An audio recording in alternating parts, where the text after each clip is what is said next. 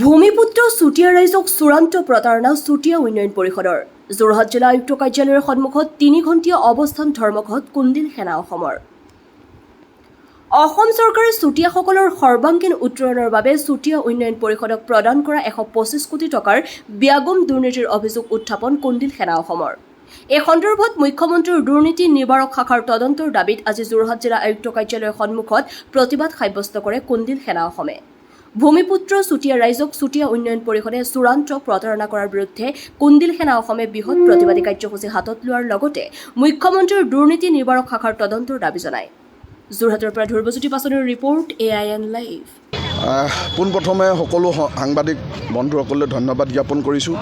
আজি আমি যোৰহাটত কুন্দিল সেনা অসমে 3 ঘণ্টীয়া অৱস্থান ধৰ্মঘট আমি অৱলম্বন কৰিছোঁ।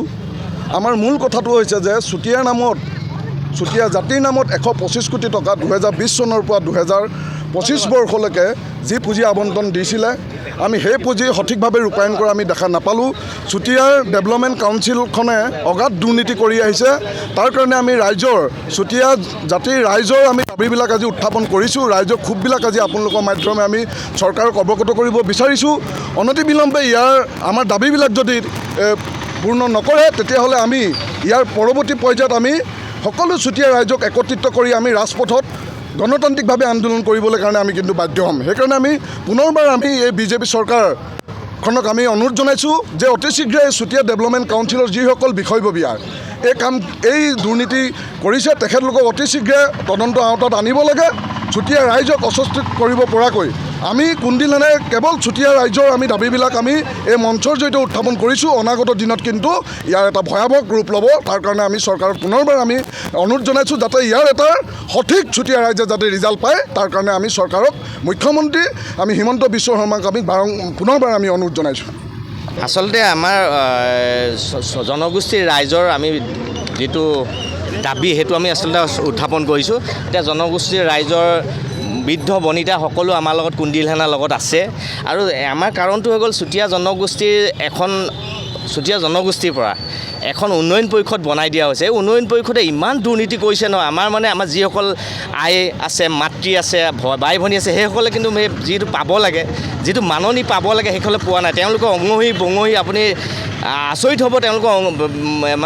তেওঁলোকৰ যিখিনি বংশ পৰিয়ালহে আচলতে মাননিখিনি পাইছে। আমি সেই কথাটো কেতিয়াও গ্ৰহণযোগ্য বুলি নাভাবোঁ।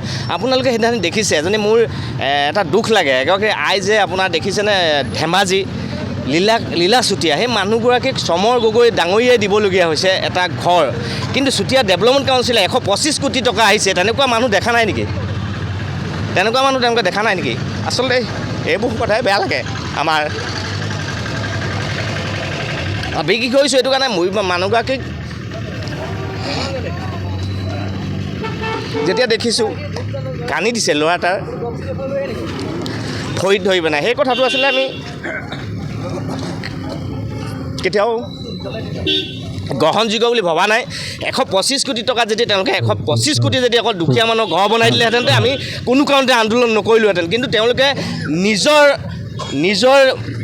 পুত্ৰ পত্নী আৰু নিজৰ পিতৃ নামত গুৱাহাটীত ৰাস্তা, যোৰহাটত ডিম্বেশ্বৰ বৰা ডাঙৰীয়া নিজৰ ঘৰলৈ যোৱা ৰাস্তা 3 লাখ টকীয়া ৰাস্তা বনাইছে উন্নয়ন পৰিষদৰ সদস্য হিচাপে। সেই কথাটো আমি কেতিয়াও গ্ৰহণযোগ্য বুলি মনা নাই। আমাৰ যেতিয়া তেনেকুৱা 125 কোটি দুখীয়া ৰাইজক বিলাই দিলেহেঁতেন আমি কুন্দিল সেনাই কোনোদিন আন্দোলন নকৰিলোহেঁতেন। কিন্তু যিসকলে পাব লাগে সেইসকলক নিদি নিজৰ ঘৰ আৰু আত্মীয়ক যেতিয়া পইচাটো দিছে আমি কোনো কাৰণতে এৰি দিওঁ। আমি মাননীয় মুখ্যমন্ত্ৰী মহোদয়ক তেওঁক অনুৰোধ জনাইছোঁ। তেওঁক আমি অলৰেডি মেমৰিণ্ডাম দিছোঁ আৰু আজিও আমি গণতান্ত্ৰিক প্ৰক্ৰিয়া আন্দোলন কৰিছোঁ। তেওঁলোকক CM ভিজিলেন্সৰে তদন্ত কৰিব লাগে। যদি তদন্ত নকৰে আমি গণতান্ত্ৰিক প্ৰক্ৰিয়া আমাৰ গণতান্ত্ৰিক আন্দোলনৰ লাষ্ট প্ৰক্ৰিয়ালৈকে আমি আন্দোলন কৰিবলৈ সাজু আছোঁ। কুন্দিল সেনাই সদায় সাজু আছোঁ। তেওঁলোকক এইটোৱে জনাইছোঁ যে তেওঁলোকে এতিয়াও সময় আছে।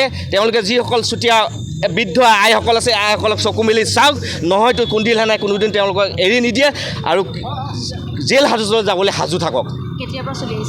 এইটো আপুনি 5 বছৰ 125 কোটি টকা কেলেংকাৰী। আপুনি কৰিবলৈ বেয়া লাগিব।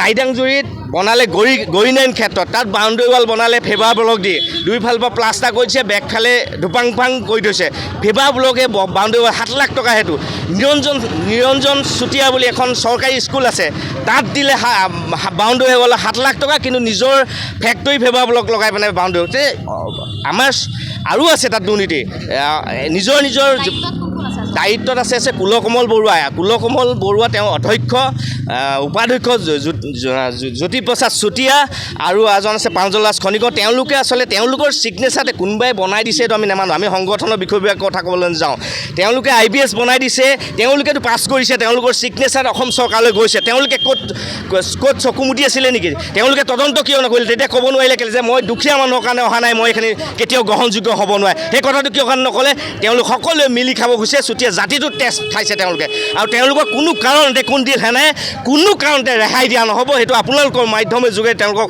সকীয়াই দিছোঁ যিদিনালৈকে অসম চৰকাৰৰ মাননীয় মুখ্যমন্ত্ৰী ভিজিলেন্স মানে CM ভিজিলেন্সৰ তদন্ত নহ'ব আমি সেই পৰ্যন্ত গণতান্ত্ৰিক প্ৰক্ৰিয়া আমি আন্দোলন কৰি যাম বুলি আজি বদ্ধপৰিকৰ যিকোনো খবৰ বিজ্ঞাপনৰ বাবে যোগাযোগ কৰক 7896121996